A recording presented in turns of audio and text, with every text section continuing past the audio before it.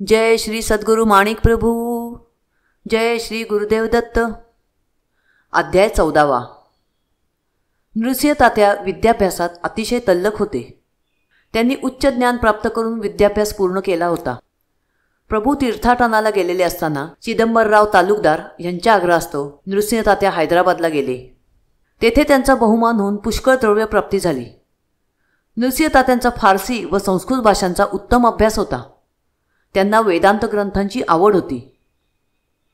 त्यांनी गुरुगीतेवर ज्ञानशिखा नावाचा टीकात्मक ग्रंथ तसेच अनिर्वाच्य नावाचा वेदांतपर ग्रंथ इत्यादी ग्रंथ लिहिले आहेत।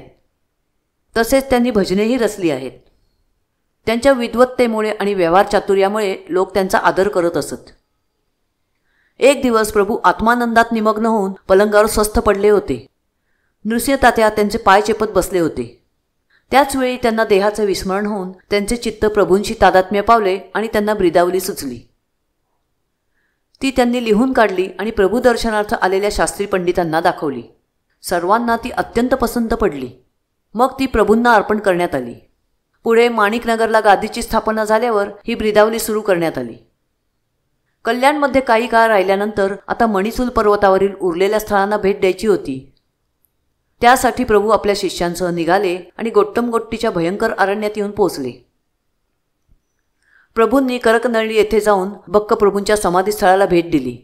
तेथे बक्कप्रभूंची महापूजा करून पद व अष्टक तयार केले। ह्या अरण्यात सटके तयार झाले। लवकरच मोठे युद्ध होणार असल्याची बातमी पसरली होती, त्यामुळे लोक भयभीत झाले होते। अशा मनस्थितीत भक्तांना धीर यावा, त्यांना आधार वाटावा म्हणून भक्तांमध्ये वाटण्यासाठी प्रभूंनी हजारो सटके तयार करण्याची आज्ञा केली। प्रभूंच्या हातून सटका मिळाला की सर्व आपत्ती व पीडा दूर होऊन सौख्य लाभते असा भक्तांचा ठाम विश्वास होता। प्रभूंकडून मिळालेला सटका भक्त देव्हाऱ्यात ठेवत आणि त्याची पूजा करत। करकनळीला काही काळ राहिल्यानंतर प्रभू रेकुळगीला आले। रेकुळगीचे एक गृहस्थ बक्कप्रभूंचे भक्त होते। माणिक प्रभू हे बक्कप्रभूंचाच अवतार आहेत अशी त्यांची श्रद्धा होती। त्यांनी प्रभूंना बक्कप्रभू मानून त्यांची पूजा केली।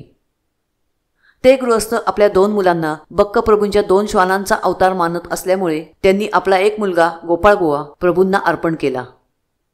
गोपाळबुवा शरीराने अतिशय बळकट होता। यापुढील पर्यटनात तो सतत प्रभूंबरोबर राहिला। केतकी संगम। रेकुळगीहून प्रभू केतकी संगमावर आले।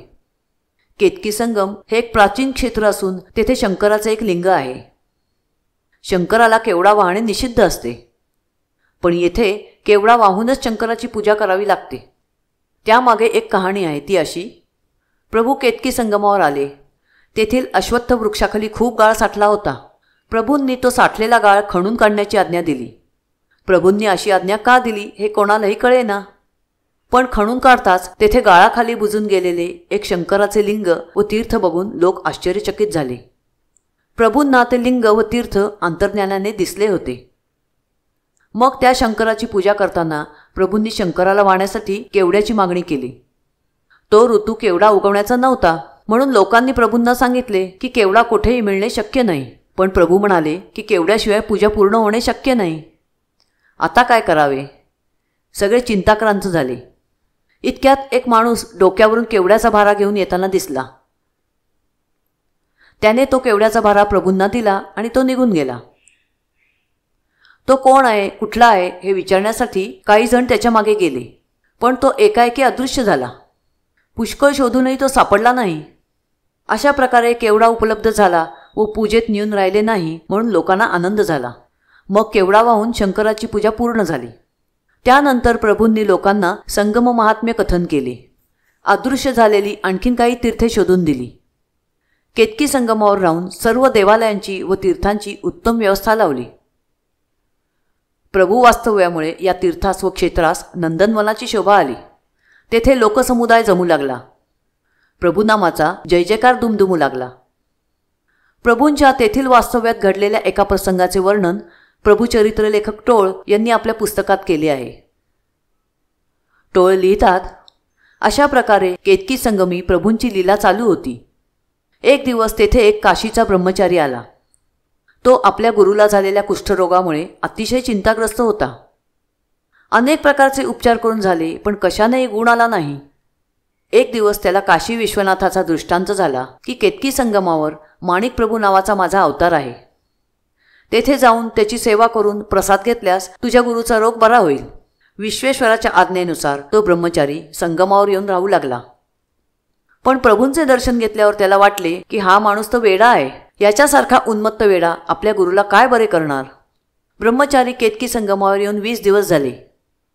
एक दिवस तो रोजच्याप्रमाणे देवळात संगमेश्वराची पूजा करत होता. डोळे मिटून ईश्वर चिंतन करू लागल्यावर त्याला भगवान शंकराच्या जागी प्रभू दिसू लागले. त्याला आश्चर्य वाटले, पण भगवान शंकराने परत एकदा दृष्टांत देऊनही त्याला प्रभूंवर भरोसा वाटे ना. प्रभूंकडे बघून विश्वेश्वराचा दृष्टांत खरा असेल याची त्याला खात्री वाटत नव्हती. दुसऱ्या दिवशी पूजा करत असताना एकाएकी संगमेश्वराचे स्वरूप भयंकर उग्र झालेले त्याला दिसले. त्याच्या कानावर एक ध्वनी आला, मूर्खा, अशा संशयाने तुझ्या गुरुचा रोग तर बरा होणार नाहीच, पण तू मात्र प्राणाला मुकशील. हे ऐकून तो घाबरून जोरात रडायला लागला. त्याच्या रडण्याचा आवाज ऐकून देवळात आलेले लोक त्याला म्हणाले की जे झाले ते झाले. आता तू प्रभूंना शरण जा आणि त्यांची माफी माग. त्यांच्याकडे मदतीची याचना कर. प्रभू दयाळू आहेत, ते तुझे दुःख दूर करतील. मग आपल्या हातून घडलेल्या अपराधाचा पश्चाताप करत तो ब्रह्मचारी प्रभूंना शरण गेला. त्याला समोर बघताच प्रभू म्हणाले, आमच्यासारख्या उन्मत्त वेड्याच्या हातून काय होणार. आम्ही काय तुमच्या गुरूंना बरे करणार.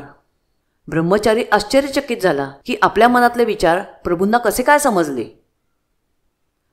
ब्रह्मचार्याने प्रभूंचे पाय धरून त्यांची क्षमा मागितली. मग प्रभूंनी त्याला क्षमा केली आणि तीर्थप्रसाद दिला. ज्या दिवशी प्रभूंनी ब्रह्मचार्याला तीर्थप्रसाद दिला त्या दिवसापासून काशीला असलेल्या त्याच्या गुरुचा रोग बरा होऊ लागला व कालांतराने पूर्ण बरा झाला. अशा प्रकारे प्रभूचरित्र लेखक टोळ यांनी वरील प्रसंगाचे वर्णन केले आहे. प्रभू संगमेश्वरला असताना यवन जातीचा मिर्झा हसन बेग नावाचा गृहस्थ प्रभू दर्शन होताच त्यांचा भक्त बनला. प्रभूंच्या आशीर्वादाने त्याचा उत्कर्ष झाला. त्याने आमरण प्रभूंची सेवा केली. तो दरवर्षी आपल्या प्राप्तीतला 1/4 भाग प्रभूंकडे पोचवत असे. प्रभूंनी लोकांच्या इच्छेखातर संगमेश्वरला गादीची स्थापना केली. जय श्री सद्गुरु माणिक प्रभू. जय श्री गुरुदेव दत्त.